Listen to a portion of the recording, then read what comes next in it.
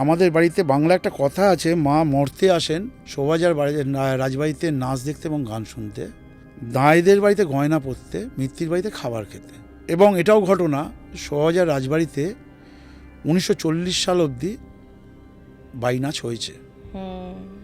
গহরজান থেকে আরম্ভ করে নিকি বাই, তখনকার দিনে যত বড় বড় নর্তকীরা ছিলেন সবাই এসেছেন এখানে। তারা সবাই এসছেন। গহরজান যেদিনকে আমাদের বাড়িতে নাচতে আসেন সেই দিনকে একজন লখনৌয়ের বাইজি নাচছিলেন। তার বিশেষত্ব হচ্ছে তিনি যেখানে নাচবেন তার সামনে আবির রাখা হবে নানান রকমের, তাকে যা ছবি দেখা হবে তিনি নাচতে নাচতে পা দিয়ে সেই ছবি এঁকে দেবেন।